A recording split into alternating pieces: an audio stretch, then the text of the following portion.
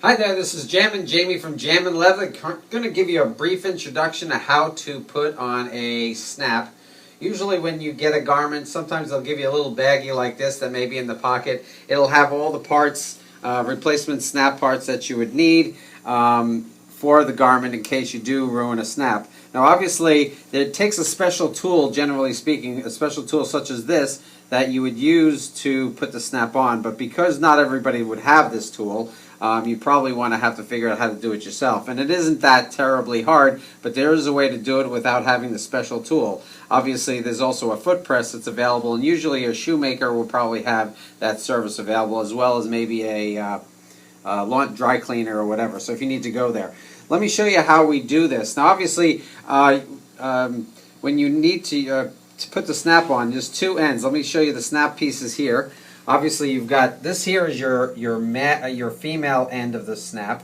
Obviously, the female end, and this is the cap. Usually, these two go together. This is the male end of the snap, and the back side for the male end. This is what you would use when you're ready to replace the bottom part. But I'm going to show you how to replace the top part using normal household tools. Most people have a Phillips head or a flat head in their toolbox at home. So let's say we take a snap, put the head of the snap into the hole that should already be existing. Take the back end, and then what you do is you take your Phillips head screwdriver, and you would probably have a hammer or a mallet. If you have a mallet, it's probably not as strong as the metal on a hammer. It's probably wiser to use something softer. But either way, let's say I was to use a hammer, you would take your Phillips head and put it into the center of the post. Obviously, you want to be on a hard surface. What will happen is then you're hitting that down, you're going to end up splitting the post. Now obviously that works to split the center post and to hold the snap on pretty well, but you've got burrs that are standing up. You'd have to take your hammer and your flathead and you have to kind of flatten it out as you go through to make sure the burrs don't tap into the male end. Okay, sometimes it takes a little finagling to make sure all the tips are pushed down in a way so they don't get in the way of the other parts. So once you make sure they're all pushed down and they're spread out a little bit,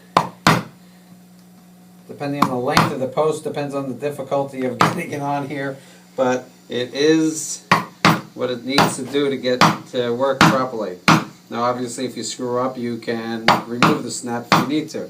So that's how it would go on. It's not going to be as pretty as a set snap, but it should work just fine. Let's make sure.